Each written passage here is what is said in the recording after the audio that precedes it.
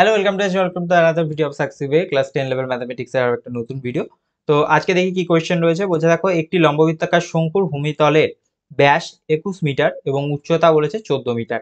তার মানে ব্যাস যখন দেওয়া আছে 21 মিটার, তাহলে আমরা ব্যাসার্ধ মানে এইটা আমাদের আরটাকে আমরা 21/2 করে, আর 21/2 মিটার, ঠিক আছে। আমরা এটা পয়েন্টে নিচ্ছি না আপাতত, এভাবেই রাখছি। উচ্চতা উচ্চতা 14 মিটার বলেছে, 14, তাহলে এইটা হয়ে যাচ্ছে আমাদের এইচ। এবার আমরা জানি কি L square equal to H square plus R square, তাই না? তাহলে যখন আমি এখান থেকে এল নেব তখন হয়ে যাবে root of H square plus R square. তো দেখো সেটাই হয়েছে। এখানে কি করেছে, ফার্স্টে আর স্কোয়ারটা লিখেছে। দেখো এটা লেখাও যা আর এইটা লেখাও তাই, ব্যাপারটা তো একই। এটা লেখাও যা আর এটা লেখাও তাই, তাই না?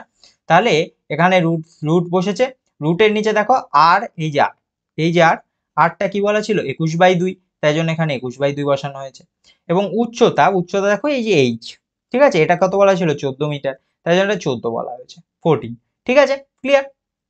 এবার 21 এর স্কোয়ার করতে হবে।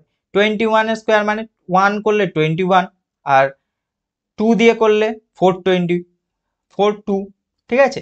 তাহলে এটা হয়ে যাবে 441, তাই না? 1, এই 2 এই 2, 4 আর 4, তাহলে 441। এই যে 441 হয়েছে, আর নিচে তো 2 ছিল, এই 2টার জন্য কি হয়েছে, নিচে 4 হয়েছে, তার মানে 441/4। 14 এর স্কোয়ার, 14 এর স্কোয়ার তোমরা যখন করবে দেখবে 14 এর স্কোয়ার হয়ে যাবে কত, 196, এটাই হয়। ঠিক আছে, আমি বলছি কি সবসময় 15 পর্যন্ত, ঠিক আছে, স্কোয়ার মনে রাখবে। বা 20 পর্যন্ত করতে পারলে খুব ভালো, 20 পর্যন্ত করতে পারলে খুবই ভালো। কারণ অনেক সময় দেখবে 17, 19 এগুলোর স্কোয়ারগুলো দরকার লাগে। অ্যাটলিস্ট 15 পর্যন্ত করে রাখার চেষ্টা করবে, ঠিক আছে, মনে রাখার চেষ্টা করবে। আচ্ছা, এটাকে যদি যোগ করি, এটাকে যোগ করে রুট করেছে, রুট করে দেখবে এটা আসবে 35/2, তাই না? তার মানে ব্যাপারটা কি 441/4, তাই না? এবার আমি যদি যোগ করি তাহলে এখানে নিচে 4 আছে, তাহলে এখানে 196 এর এই জায়গাটা কি হবে, 4 দিয়ে মাল্টিপ্লাই করে বসবে, ব্যাপারটা একই আসবে 35/2। ঠিক আছে, এটা নিচে 4 আছে, 4 এর জন্য হয় 2, আর এটা হয়ে যাবে 35। ঠিক আছে, তো বর্গমূল যেভাবে বর্গমূল করে তোমরা সেভাবে করতে পারো, কোনো অসুবিধা নেই, 35/2 মিটার আসবে। আচ্ছা, এবার হচ্ছে বক্রতলের ক্ষেত্রফল। বক্রতলের ক্ষেত্রফলের ফর্মুলা কি? বক্রতলের ক্ষেত্রফলের ফর্মুলা হচ্ছে পাই আর এল। এই এলটা বার করার জন্যই তো আমরা এত কষ্ট করলাম। তাহলে পাই আর এল বক্রতলের ক্ষেত্রফল।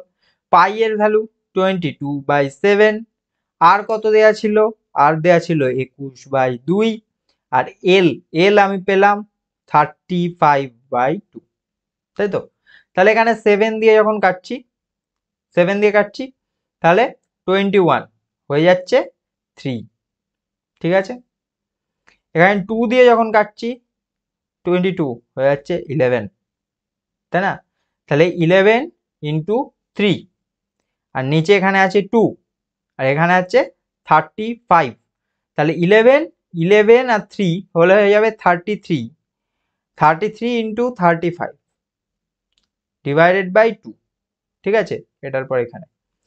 তাহলে 35কে যদি আমি 3 দিয়ে মাল্টিপ্লাই করি, আচ্ছা 33 দিয়েই মাল্টিপ্লাই করি, 3 5 15, 1 3 3 9 105, আবার একটা 105 এই সাইডে বসবে কারণ এইখানে এই 3টার জন্য। তাহলে 5 5 1 1 1155, 1155 ডিভাইডেড বাই 2, 1155 ডিভাইডেড বাই 2, এই দেখো সেটাই এসছে 1155 ডিভাইডেড বাই 2 বর্গমিটার।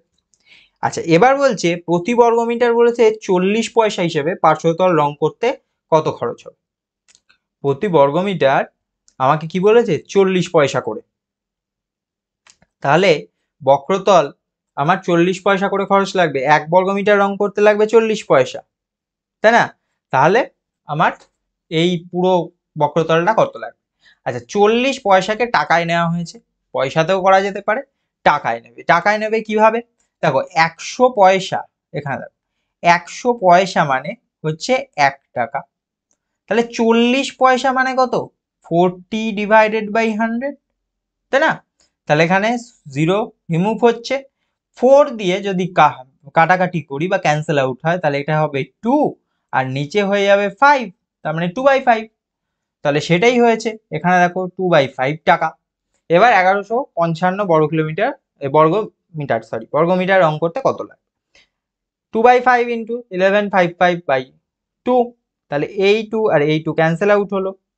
ঠিক আছে, 5 দিয়ে এটাকে ক্যান্সেল, 5 দিয়ে কাটাকাটি হচ্ছে, তাহলে কত হবে? 5 1155, 5 to 10, 11 1 15, 3 5 15, তাই তো, নিচে আরেকটা 5 আছে, 231, তাহলে এখানে হয়ে যাচ্ছে 5। ঠিক আছে, হয়েছে, তাহলে আসলো 231, 231 টাকা, 231 টাকা খরচা করবো।